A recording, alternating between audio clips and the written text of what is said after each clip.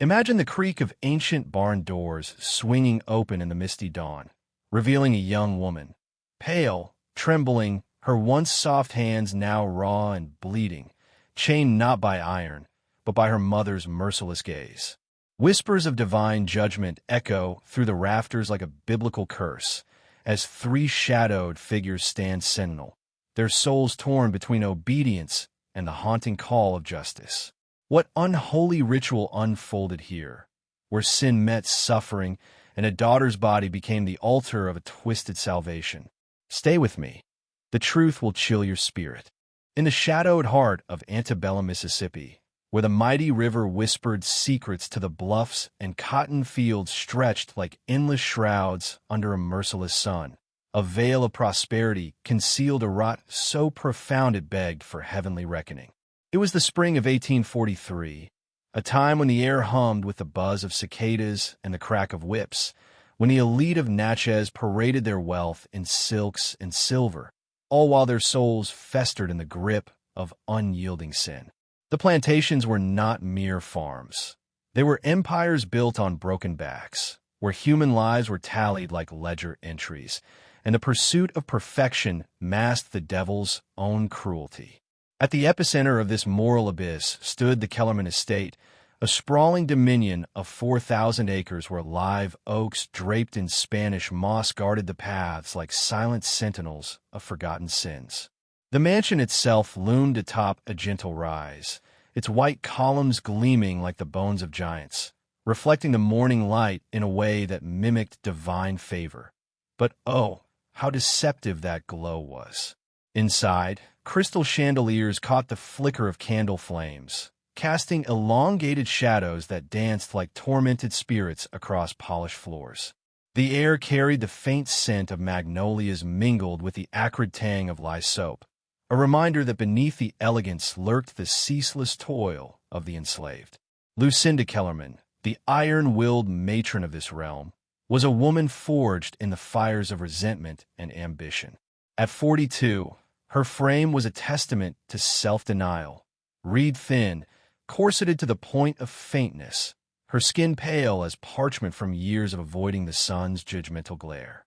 She moved with the precision of a clockwork doll, her black silk gowns rustling like the wings of ravens, her eyes, sharp, unyielding, scanning her domain for any imperfection that might invite the wrath of society's whispers.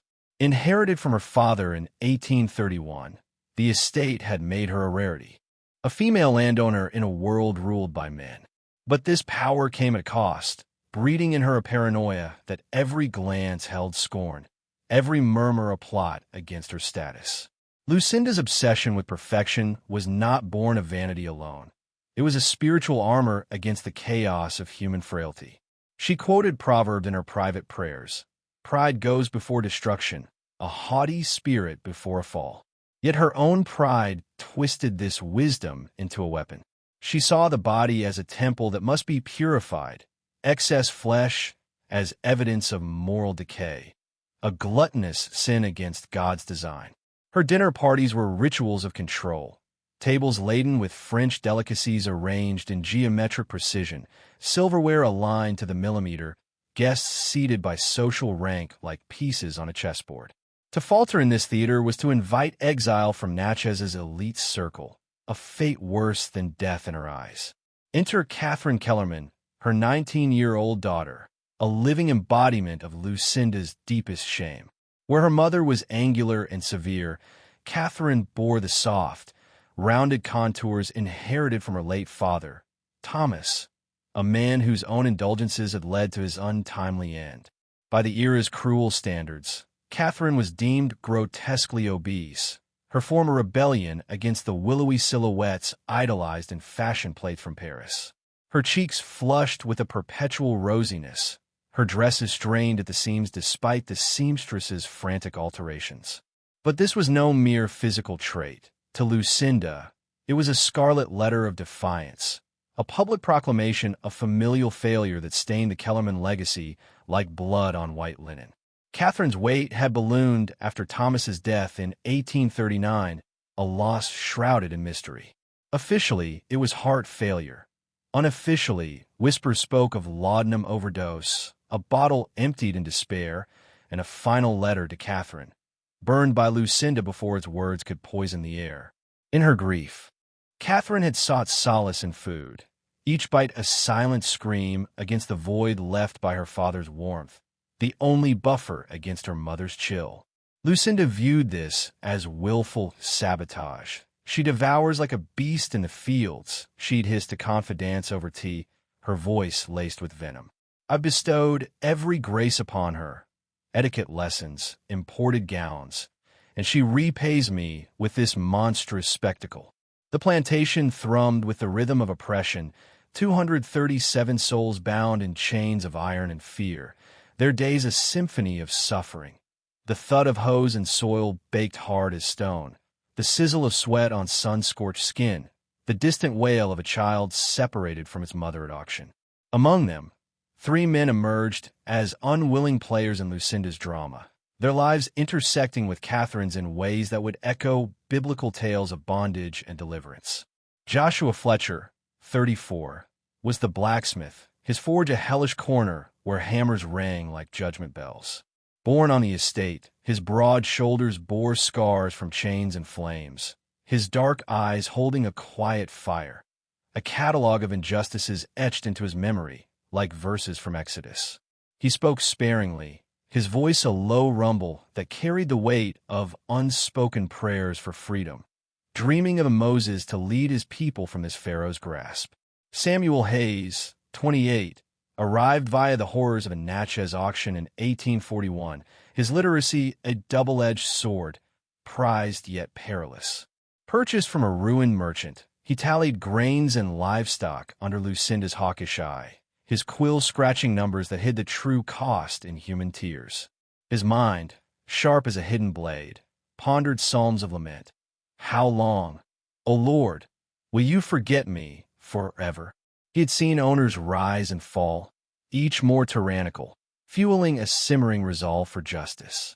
Young Daniel Cooper, just 16, bore the fresh wounds of Louisiana's failing fields, his stutter a scar from witnessed atrocities, floggings that split skin like parting seas, sails that tore families asunder.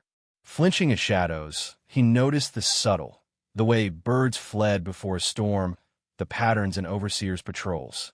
In him stirred a nascent faith, whispers of Job's endurance, questioning why the innocent suffered while the wicked flourished.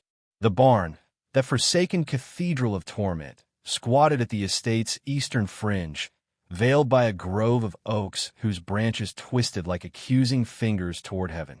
Built in 1820 for cotton bales, its weathered timbers groaned under the weight of neglect, now housing grains and rusted tools. Isolated, invisible from the mansion's gilded windows, it was a liminal space where sins could unfold unseen, its air thick with dust motes dancing in slanted light like restless spirits. Lucinda's diary, unearthed years later from a trunk's secret compartment, captured the genesis of her unholy scheme. Dated March 15th, 1843.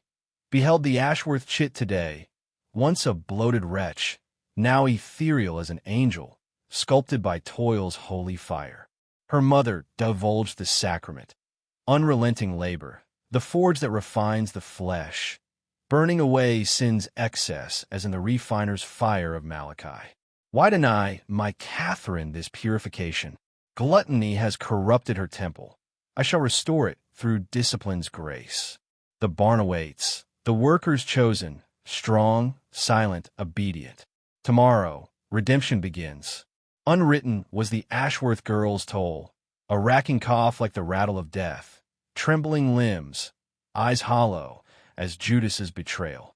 But she was slender, a vision of purity, and in Lucinda's warped gospel, that justified all. Natchez society in 1843 was a web of complicit silences, a modern Sodom where secrets festered behind smiles. Families feigned ignorance of neighbors' vices, adulteries, beatings, illicit trades, lest their own be exposed. Lucinda mastered this game, her influence a currency of veiled threats and alliances. She courted doctors for false affidavits, ministers for sermons on Proverbs discipline, ensuring her experiments remained shrouded. On March 16th, she summoned Joshua, Samuel, and Daniel to the parlor, a rare intrusion into White's sanctity. They stood rigid amid velvet settees and porcelain figurines, the air heavy with lavender and latent violets. "My gentlemen," Lucinda purred, her smile a serpent's coil, "Catherine requires spiritual and physical reformation. Idleness has led her astray. Labor shall redeem her soul. In the east barn, from dawn's first light to dusk's embrace, you shall guide her in toil, grinding, hauling, cleaving. Log her progress, breathe not a word, or face damnation's whip." Her eyes gleamed with fanatic zeal, as if channeling a dark prophet. Catherine was roused at dawn on the 17th, draped in a coarse shift over her nightgown, led through dew-kissed grass to the barn's maw. Her expression was one of weary surrender, eyes downcast like a lamb to slaughter, sensing this as another verse in her mother's litany of humiliations. The regimen commenced with ritualistic precision. Catherine at the stone mill, grinding corn till her arms screamed, the gritty rasp echoing like grinding teeth. Heaving 50-pound sacks across straw-strewn floors, each step a thudding prayer for mercy, splitting logs with an axe that bit into wood like judgment into sin. The tasks were Sisyphean, crafted for depletion, not utility. Her body's fat the offering to Lucinda's idol of perfection.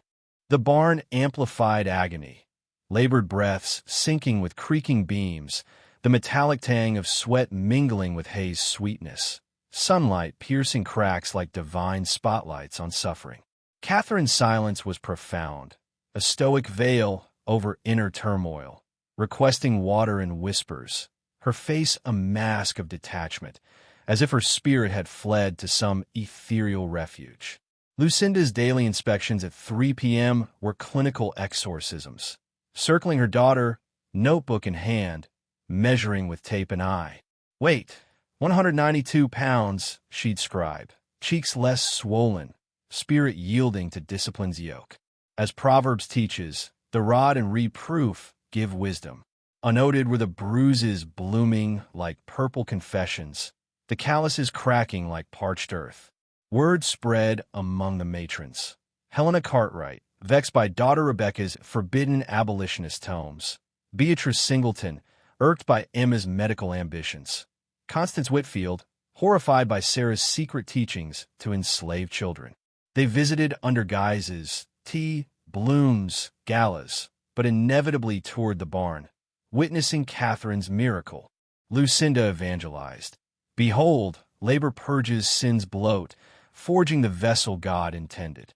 No repose, idleness birthed this curse. Through toil, she atones." By April, emulators arose. Rebecca in Cartwright's barn, grinding under watchful eyes. Emma hauling at Singleton's. Sarah splitting at Whitfield's. Variations abounded. Dietary penances, extended hours. But the essence persisted. Isolation as crucible, labor as lash, will breaking as salvation. Yet cracks formed in this facade. Enslaved networks buzzed with tidings. Workers ferrying goods between estates carried whispers of ghost girls in barns, their absences masked as maladies or voyages. Daniel, on grain runs, spied locked structures, heard muffled sobs. "More like her," he stammered to Samuel under starlit skies, fading away in shadows. Samuel's gut twisted. This was no aberration, but a plague of maternal tyranny. Echoing Pharaoh's hardening heart. Within the barn, transformation brewed, not just physical but spiritual alchemy. Freed from mirrors' accusations and parties' judgments, Catherine found paradoxical liberty in toil. The men, bound by chains yet unbound in compassion, offered dignity.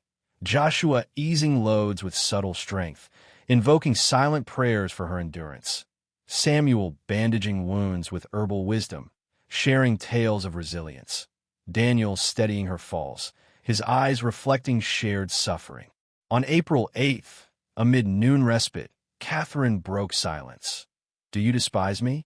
Joshua paused, hammer mid-swing. "No, miss. Hate's a luxury we can't afford. Survival claims it all.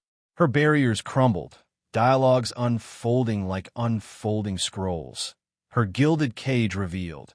Endless critiques, isolation, the ache of paternal loss. In reciprocity, she learned their worlds. Joshua's family in quarters, Samuel's urban echoes, Daniel's freedom dreams. By May, vulnerability deepened. Mother seeks my erasure, Catherine confided, axe resting. This treatment, a veiled execution, cloaked in wasting illness. But here, I see clearly. Your chains are iron. Mine, expectation's noose. Perhaps God tests us both for redemption's dawn. As weeks blurred, Catherine's form sharpened, cheeks hollowing like carved marble, limbs tautening. But so did her spirit, forged in empathy's fire. The men, once enforcers, became confidants, their shared whispers a subversive gospel against Lucinda's doctrine. Joshua pondered Moses' staff, Samuel, David's sling, Daniel, Jonah's wail, symbols of divine upset against oppressors. Lucinda's journal swelled with triumphant entries. April 25th, 178 pounds. The excess yields to purity's call. Other matrons adopt the rite. Our circle strengthens in shared devotion. Yet omens loomed. Catherine's cough echoing Ashworth's, a tremor in her grasp, eyes glazing with ethereal detachment, as if her soul prepared for flight. The estate's rhythms masked growing unrest. Overseers' whips cracking sharper, slave songs carrying coded laments. In Natchez parlors, veiled queries arose. Where is young Rebecca? Met with evasive smiles, the conspiracy tightening like a noose. But in the barn's dim sanctuary, bonds formed beyond master-slave, a fragile alliance against sin's architecture. Catherine, once isolated, found kinship in suffering. The men, glimpses of humanity in their charge. Spiritual undercurrents swirled. Guilt's weight on Lucinda's unseen conscience. Justice's whisper in the wind. Redemption's promise in shared glances. As summer's heat approached, the air thickened with portent. Daniel overheard matrons plotting expansions. More barns, more daughters redeemed. Samuel tallied the toll in hidden notes, a ledger of sins for future reckoning. Joshua forged tools with renewed purpose, each strike a prayer for deliverance. Catherine, transformed yet unbroken, gazed at the rafters one dusk. If this is God's forge, what emerges? Monster or martyr? The question hung, unanswered, as shadows lengthened like fingers of fate. The secret spread, a spiritual contagion among the elite, but so did resistance's seed. In this barn, where flesh met trial, souls intertwined. Harbingers of a reckoning that would expose Mississippi's gilded hell, invoking divine justice on those who played God with human lives. As the Mississippi sun climbed higher in the summer sky of 1843, casting golden shafts through the barn's cracked walls like fingers of divine accusation piercing the veil of mortal sin, the air inside grew thick with unspoken tensions. The scent of damp hay mingled with the metallic tang of sweat-soaked labor. Each breath labored him to endurance. Creaks from the ancient timbers overhead echoed like the groans of burdened souls, marking time in a space that had transformed from a prison of toil into a clandestine sanctuary of fragile humanity.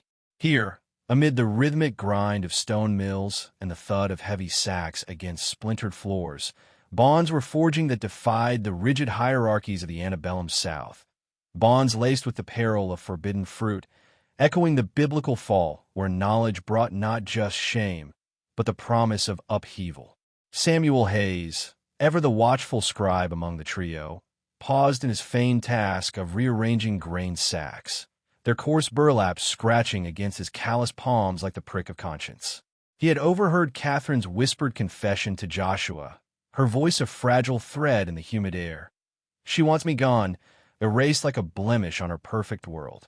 A chill slithered down his spine, colder than the river's depths at midnight, for he had sensed the same malevolent undercurrent in Lucinda's diminishing visits. The matron's eyes, once alight with clinical zeal, now flickered with impatience, as if Catherine's stubborn vitality mocked her grand design. The girl was shedding pounds, her once soft frame hardening into resilient contours, muscles coiling beneath her skin like vines reclaiming forsaken soil, but she was not crumbling. She was evolving, her breath steadier, her gaze sharper, a testament to the body's defiance against the spirit's tormentor. In the shadowed recesses of her soul, Lucinda Kellerman wrestled with demons of her own making. Her diary, entries morphing from detached observations into venomous laments as spring's bloom withered into summer's blaze. The leather-bound tome, its pages yellowed like aged parchment from some ancient scripture judgment, captured her dissent. June 3rd, 1843. The subject's corpulence clings stubbornly, defying the ordained rigors. Reduction is insufficient. Perhaps rations must dwindle to mere sustenance. Labor extended beneath the moon's indifferent gaze. The Cartwright offspring thrives under similar trials. Why does mine resist? Is this divine mockery of my efforts? Unbeknownst to her, Joshua had been weaving threads of mercy into this tapestry of cruelty, smuggling morsels from the slave quarters, scraps of cornbread wrapped in rags, a stolen apple's crisp sweetness, risking the lash or worse for his own kin. In Catherine's eyes, he glimpsed the untainted spark of his young daughter, a soul yearning for recognition beyond the flesh's failings, a reminder of Proverbs' wisdom twisted. The merciful man does good to his own soul, but he who is cruel troubles his own flesh. Yet mercy bred unforeseen blooms in this forsaken garden. The barn's isolation, once a curse, became a veil for subtle shifts, where glances lingered like unspoken prayers, and conversations deepened into confessions that bridged the chasms of race and station. Joshua and Catherine, bound by shared sweat and silent rebellions, found their words flowing freer amid the ceaseless tasks. What began as murmured instructions, lift from the knees, miss, to spare your back, evolved into profound dialogues on existence's absurdities. The arbitrary chains that bound them both. One sweltering afternoon, as they heaved a rusted plow from the loft, its iron groaning like the wail of captive spirits, Joshua murmured, "Your mother'd have me flayed for meat in your eyes. Yet here we stand, shoulders brushing in toil. Blood runs red in us all. Weariness claims every bone. What divides us but the lies men tell to claim God's favor?" Catherine paused, her chest heaving, the barn's dust motes swirling around them like ethereal witnesses to this heresy. For the first time, she beheld the parallels. Her gilded cage in the mansion mirrored his iron bonds, both prisons of expectation and control. She could no more escape Lucinda's scrutiny than he could flee the overseer's whip. Her body was deemed a sin against propriety, his against the natural order. This revelation stirred something primal, a spark of kinship that echoed the garden's temptation, where Eve's reach for knowledge shattered illusions, inviting both curse and awakening. The first deliberate touch came in late June, under a sky heavy with impending thunder, the air electric with ozone's sharp bite. Catherine faltered under a grain sack's weight, its rough weave chafing her blistered skin, and tumbled forward. Joshua's arms encircled her, steadying her form against his, their breaths mingling in the humid closeness, his carrying the faint earthiness of forged smoke, hers the subtle floral remnant of mansion soaps. Time suspended, the barn shadows lengthening like accusatory fingers, the distant rumble of storm clouds a divine warning. "We mustn't," she breathed, her voice a tremor, yet her body lingered, drawn to the warmth of human connection in this void of isolation. "No," he echoed, his grip gentle yet unyielding, "we mustn't." But neither withdrew, the pull of forbidden solace outweighing the specter of retribution. In this liminal space, society's edicts faded like whispers in the wind, allowing a fragile intimacy to take root. Their union unfolded in stolen fragments, brushed hands during tasks, murmured endearments in the barn's dim corners, guarded by Samuel and Daniel, who averted eyes and created diversions, their silence a complicit prayer against the inevitable fall. By mid-July, the secret pulsed like a hidden heartbeat within the barn's walls. Samuel and Daniel, though unspoken, adjusted their vigilance, positioning themselves as sentinels, fabricating chores that afforded privacy, their actions a quiet defiance against the plantation's soul-crushing order. One twilight, as Catherine was escorted back to the house and Joshua departed for the quarters, where lamplight flickered like distant stars through cabin cracks, Samuel confided to Daniel under the oak's rustling canopy. "This path leads to ruin, boy. No tale like this ends in grace. The world's too hungry for blood." Daniel, his stutter softened by the night's hush, nodded, his young face etched with wisdom born of scars. "And maybe, but ain't happiness a spark worth the burn? In this hell, it's all the heaven we might claim."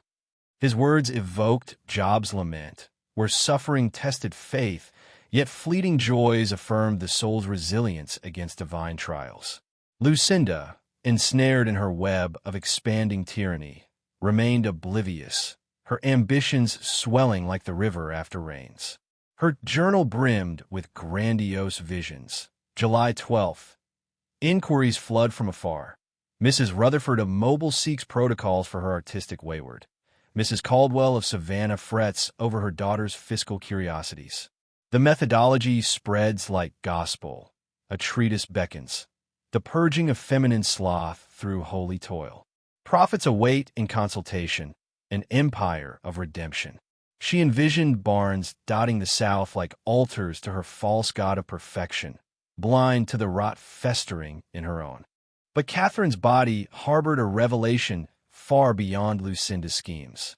By August swelter, nausea gripped her at dawn, waves crashing like the river's tumult, dismissed at first as toil's toll. When her cycles ceased, certainty dawned like a blood moon. Life stirred within, a seed of their union, symbolizing both creation's miracle and destruction's harbinger. She confided in Joshua first, in the barn's furthest nook, where sunlight slanted through knotholes like judgmental eyes. "I carry your child," she whispered, her hand cradling the subtle swell, tears glistening like dew on forsaken petals. Joshua's features cycled through storm clouds, shock's thunder, fear's lightning, then tenderness' gentle rain. "Our babe," he murmured, a hand hovering, forbidden yet yearning. Yet reality's blade cut deep. They knew exposure invited apocalypse. "They'll string me high, miss, and you, resolved like whispers in the wind." Catherine's voice cracked, echoing Eve's sorrow. "Mother will claim divine justice, but it's her sin that damns us." Time pressed like a noose. They needed a path to salvation. Samuel, leveraging his literacy's perilous gift, infiltrated the office under cover of errands, rifling through ledgers with heart pounding like a war drum. Amid mundane tallies, horrors emerged.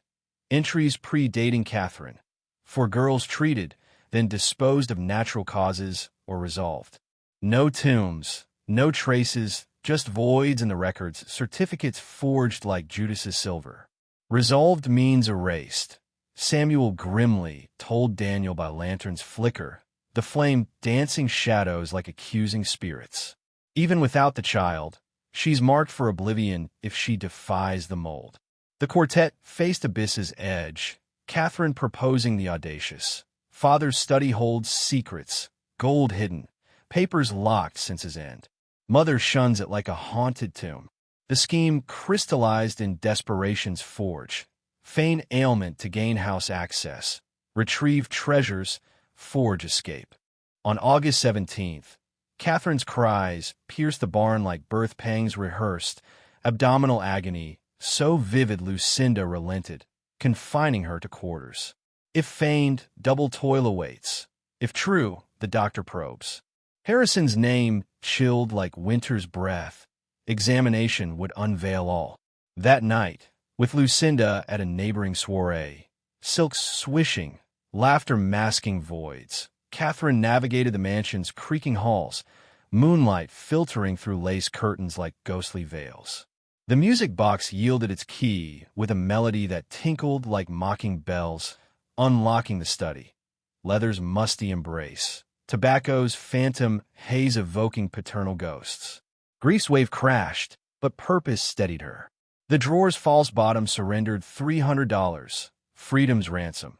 Yet letters unveiled deeper sins. Father's correspondence with Philadelphia abolitionists, his soul's torment over slavery's yoke, plans for mass manumission thwarted by death's hand. The unsealed missive to her. Dearest, if these words reach you, my cowardice prevailed. Heart failure? Nay, gu shall poisson. Funds herein for thee, but used for liberation I lack spine for. Forgive my frailty, you deserve better guardian, they better steward. My soul weeps eternal. Tears blurred ink, revealing suicide's truth, Lucinda's cover-up. Deeper, the unprobated will. Estate to Catherine, slaves freed forthwith. Forgery sustained Lucinda's reign, a theft of legacy and lives. Pocketing all, Catherine retreated as dawn blushed the horizon, stashing in a coat's seams. Mourning feigned recovery, Lucinda's edict. Doctor tomorrow, affirm thriving or suffer. Back in the barn, revelations ignited resolve. Tonight we flee, Joshua declared, voice forged in fire. Samuel warned patrol's hounds. Catherine countered, not fugitives, widow with retainers northward bound. Forge papers in Natchez, letters vouch identity. Preparations hummed, tasks veiled terror. Samuel's quest, seek forger Crawford by river's edge, $50 clutched like salvation's coin, held peril's edge, navigating night's hostile streets where freedom's illusion shattered for the unbound. As dusk fell, the barn's air thrummed with portent, cicadas' chorus a requiem for the damned. Spiritual echoes loomed. This child, like Ishmael's outcast seed, might birth nations or ruin. Their flight, a modern exodus against Pharaoh's daughter, turned tyrant. Guilt's specter haunted Lucinda unseen, divine retribution coiling like a serpent in the grass, awaiting the strike that would lay bare the South's festering sins. In the oppressive hush of that fateful August night in 1843, the Kellerman barn stood as a silent monument to human frailty and divine testing, its weathered planks absorbing the weight of secrets like a confessional booth in hell. The air hung heavy with the musty scent of hay and lingering sweat, punctuated by the distant hoot of an owl, a harbinger of ill omens, echoing the biblical watchman's cry, "The night cometh when no man can work." Flickering candlelight cast elongated shadows that danced across the walls like restless spirits, illuminating the faces of four souls entangled in a web of defiance against the South's ironclad order. Joshua, Samuel, Daniel, and Catherine huddled in a circle, their breaths sinking in a rhythm of shared dread, the barn's creaks punctuating their whispers like the ticking of a doomsday clock. Joshua, his blacksmith's hand steady despite the storm raging within, turned his focus to the practicalities of survival, gathering the sinews of their desperate bid for liberty. He moved with the quiet precision of a man who had forged tools from fire, slipping into the tool shed under cover of twilight. The shed's door groaned open like a reluctant grave, revealing rows of implements glinting in the faint starlight. Hoes, axes, and knives honed to razor edges for cutting through cane or flesh. He selected 2 blades, their cold steel biting into his palms as he concealed them in the barn's rafters, nestled among cobwebs and forgotten nests.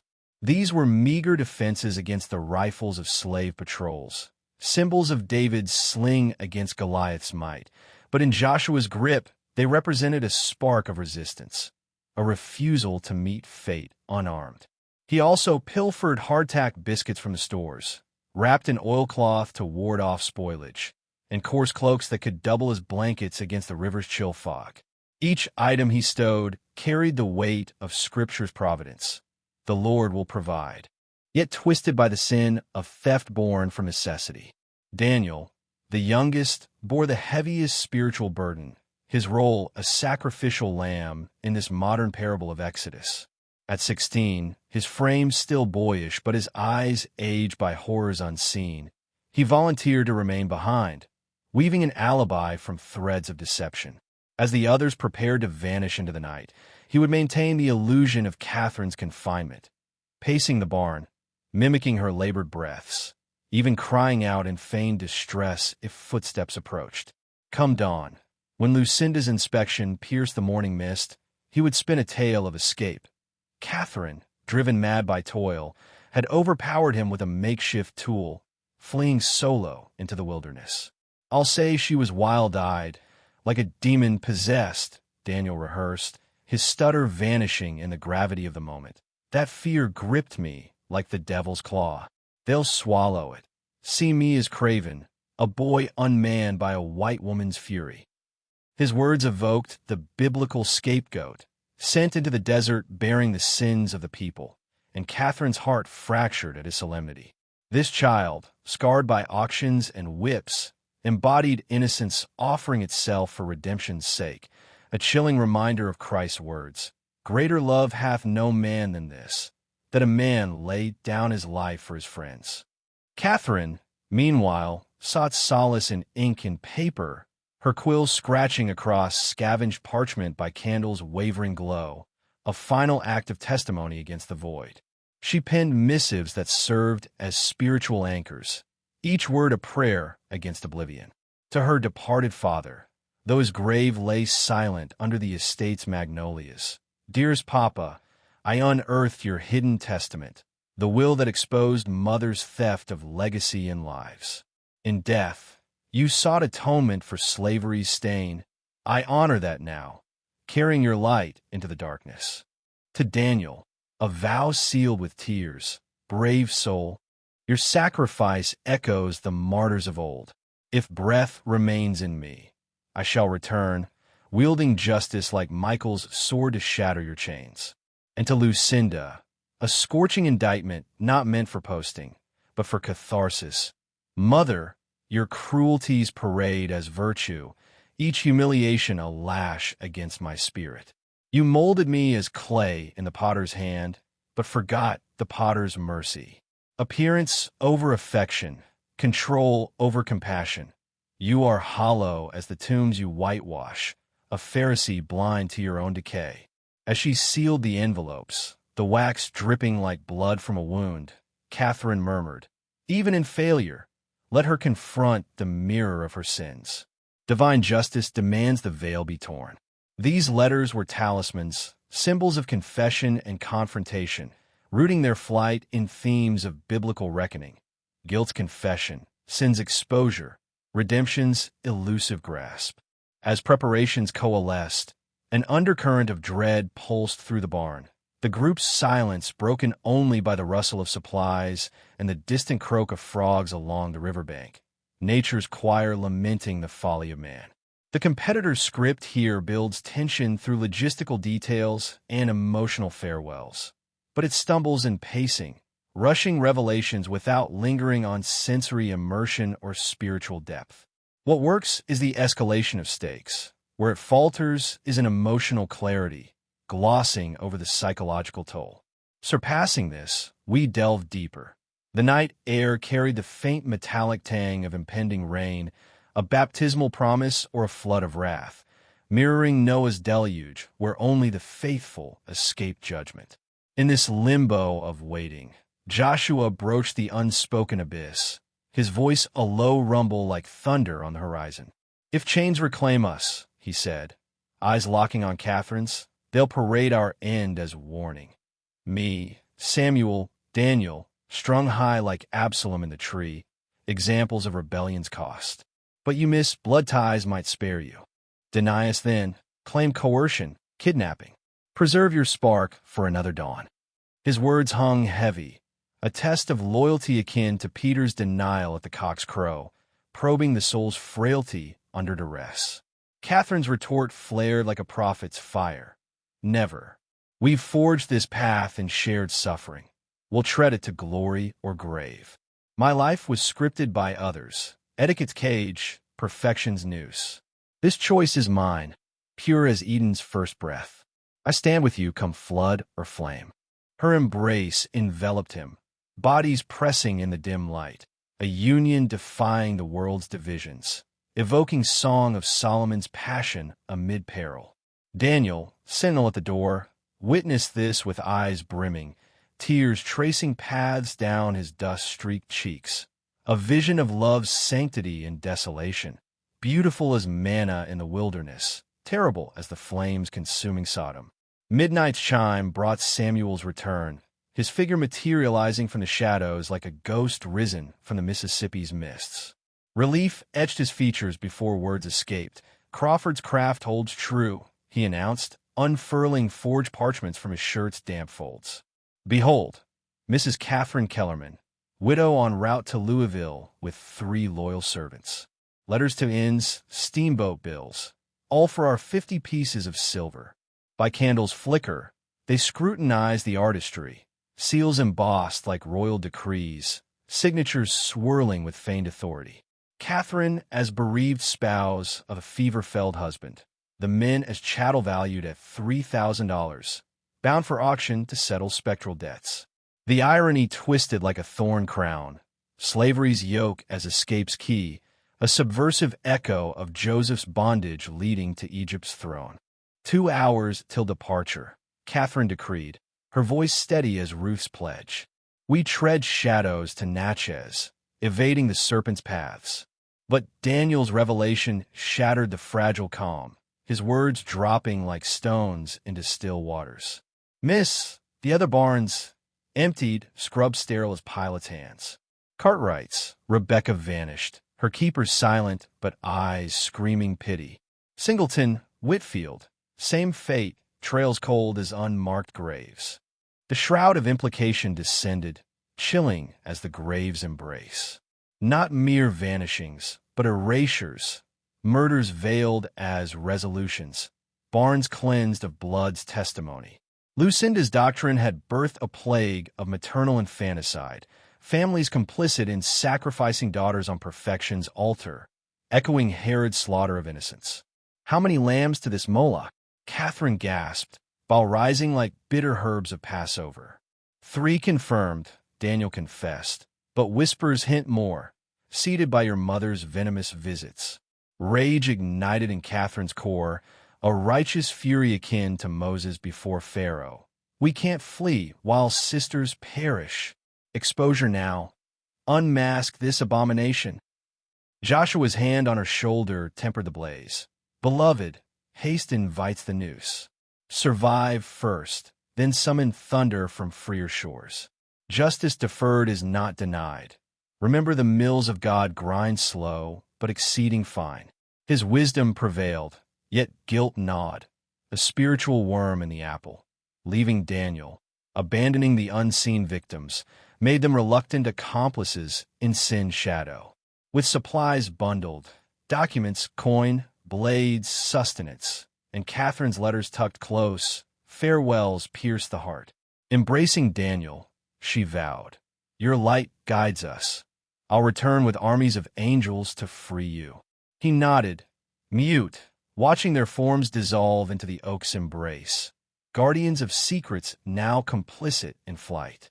The trek to Natchez stretched eternal, for hours of thorn-laced paths under starless skies, the ground sucking at boots like reluctant earth yielding the dead. Catherine, unversed in endurance's march, faltered on roots twisting like serpents, but resolve propelled her, dread's whip, hope's carrot. Dawn's blush found them at the city's fringe, Natchez awakening with the clang of docks and aroma of baking bread, a facade of normalcy over slavery's underbelly. At the steamboat office, lamplight spilled golden onto the waterfront, the clerk's desk a judgment seat. Catherine, face washed in stream's mercy, channeled Lucinda's haughtiness. "Passage to Louisville, swiftest vessel, for myself and servants." Papers proffered, heart thundering like Sinai's quake.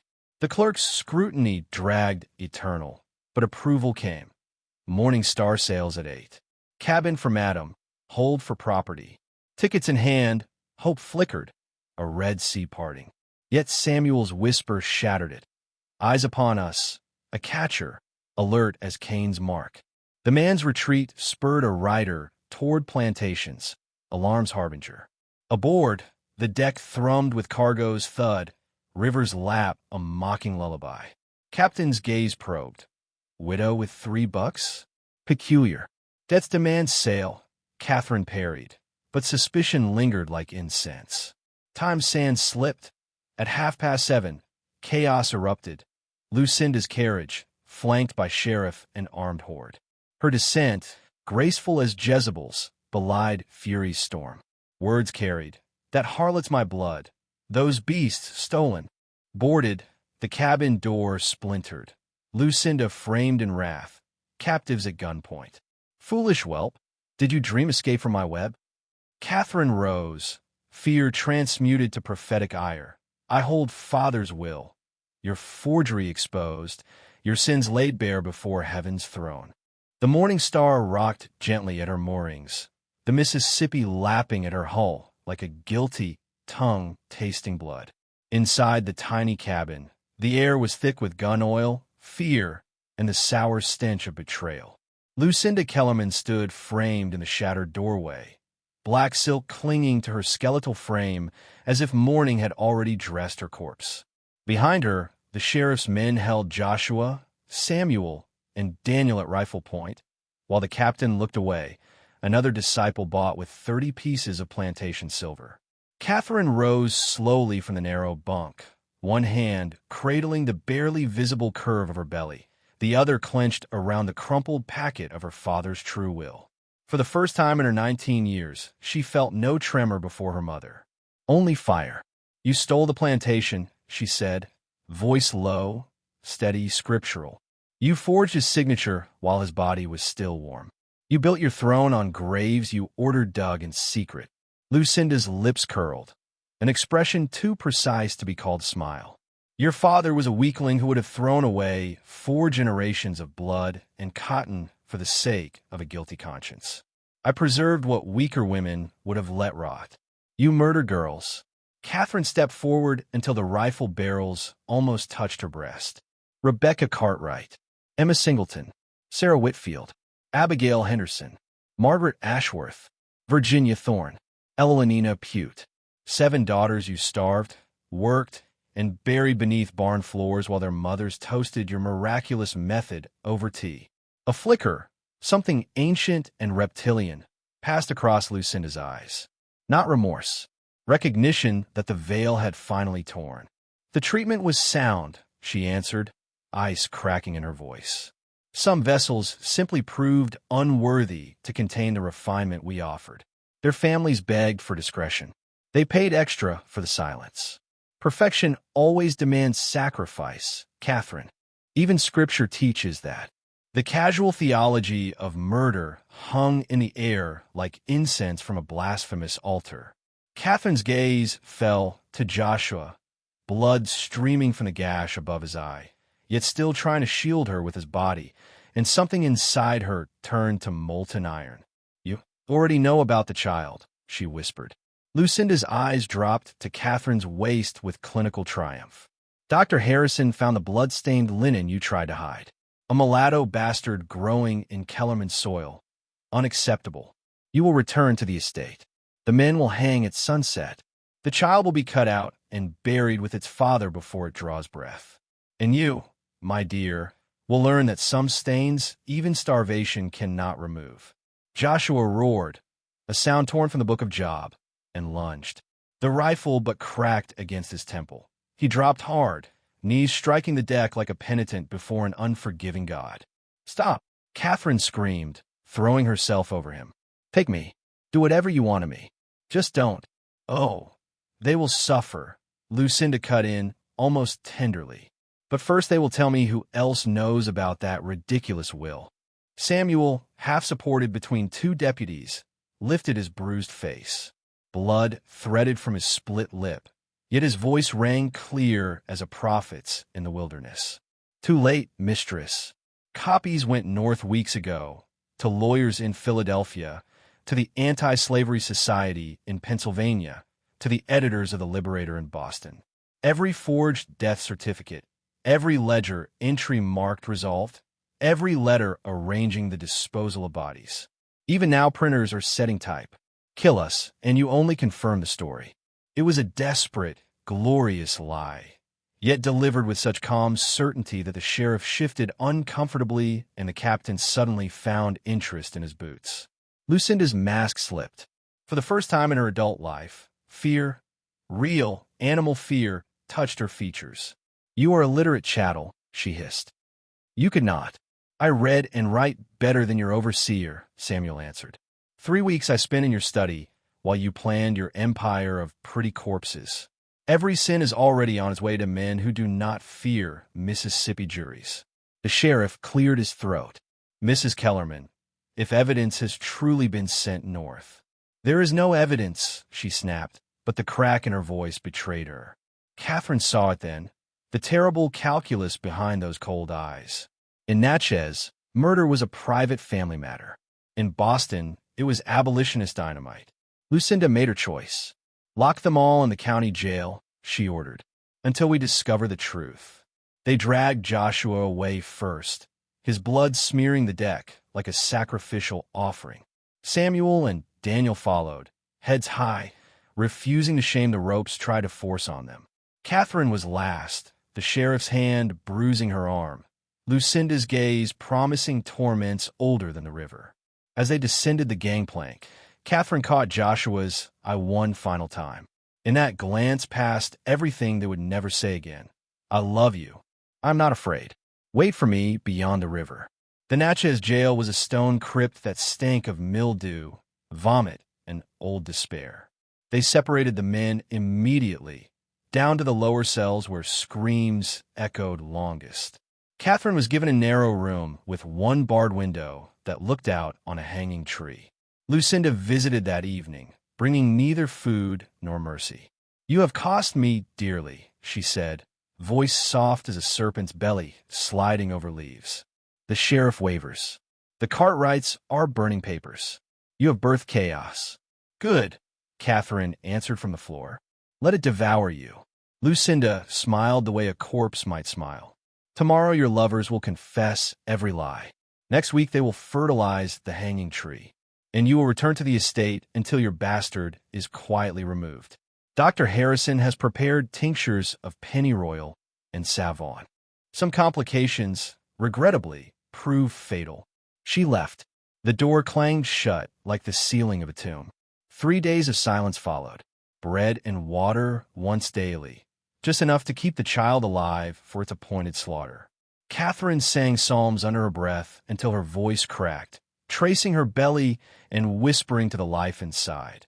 "Hold fast, little one. Your father was brave. Be braver." On the fourth dawn, a bruised face appeared at her window. Daniel, barely recognizable, one eye swollen shut, lips split, yet alive. "Miss Catherine," he rasped, "listen close." "Joshua," his voice broke. "They took him 2 nights ago. Said transfer. We both know he's with the angels now." The grief came like a physical blow, doubling her over. Joshua gone. The gentle blacksmith who had taught her that love could bloom even inside hell was gone.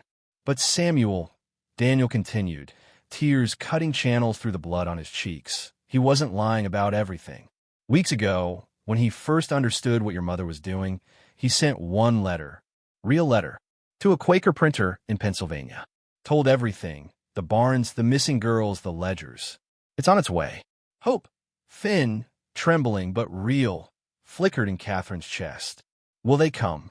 "I don't know, but you have to live, miss. You're the only witness they can't hang for a lying slave. Whatever she does, endure." That evening when Lucinda returned, Catherine knelt. She wept. She abased herself with every skill her mother had ever drilled into her. The tears were real. Only their source had changed, from terror to volcanic rage. Lucinda drank it in like communion wine. The following morning Catherine was moved, not to the barn, but to a locked bedroom in the mansion, silk sheets, and barred windows, where Dr. Harrison could monitor the pregnancy he fully intended to end. Weeks bled into months.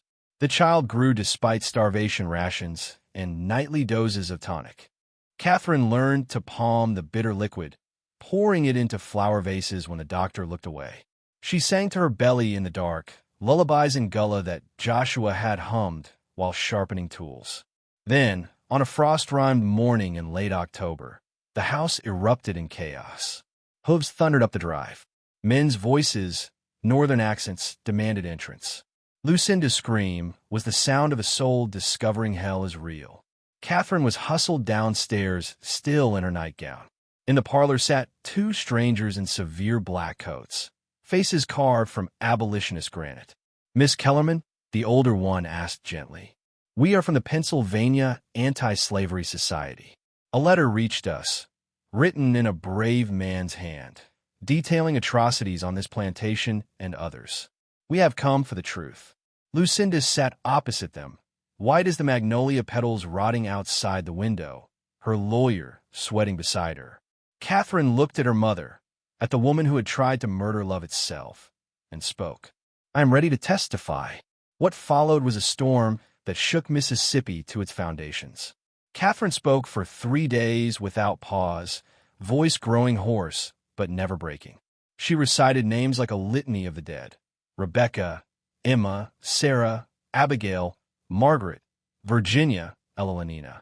She described the barn, the ledgers, the shallow graves. She laid her father's true will on the table and watched Lucinda's empire crumble page by page. Samuel, carried in on a stretcher, ribs broken, yet defiant, was sworn and confirmed every word.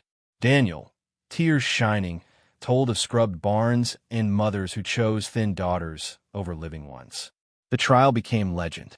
Northern papers screamed headlines in letters an inch high. Mississippi matriarch's house of horror. Respectable families fled to Texas or Europe. Some put pistols to their own heads rather than face the shame. Lucinda Kellerman was convicted on 7 counts of murder, forgery, and theft in January 1844. The judge, a man whose own sister had vanished years before, sentenced her to life in the state penitentiary at hard labor. She lasted 2 years. Guards said she neither ate nor spoke after the first month. She simply stared at the wall as if waiting for the devil to collect a debt. She was buried in the prison yard, unmarked, unremembered. On a bright February morning in 1844, Catherine gave birth to a son, strong-lunged, dark-eyed, perfect. She named him Thomas Joshua Kellerman. And when the midwife placed him in her arms, Catherine wept the first tears of pure joy she had ever known. Using her father's lawful will, she inherited the plantation outright. The same week, she stood on the front gallery and read the manumission papers aloud to every soul who had once been property. 237 people stepped into freedom on the very ground that had drunk their blood for generations. Samuel stayed as foreman, paid in gold. Daniel enrolled in a school for freedmen in Ohio, but returned every summer, books under one arm, hope under the other. And the barn? In the spring of 1844, they tore it down plank by plank. Beneath the foundation, wrapped in rotting quilts and silence, they found them, 7 small skeletons arranged like discarded dolls. Catherine washed each bone with her own hands, wrapped them in white linen, and buried them properly beneath 7 magnolia trees. She carved their names herself: Rebecca, Emma, Sarah, Abigail, Margaret, Virginia, Elenina. Every year on the anniversary of their discovery, the freed people of Kellerman Plantation gather beneath those trees. They lay flowers. They sing the old spirituals that carried coded messages of escape. And Catherine, gray now, but unbowed, tells the children the story of the barn, of the mother who mistook cruelty for refinement, and of the love that finally brought the walls down. Because some horrors are not born of ghosts or demons, but of human hearts that forgot the image of God is stamped on every face, fat or thin, black or white, slave or free. And some reckonings are not satisfied with courts of men. Sometimes justice waits for heaven itself to open the ground and speak the names of the innocent. This is what really happened in the barn at Kellerman Estate, and the river still remembers.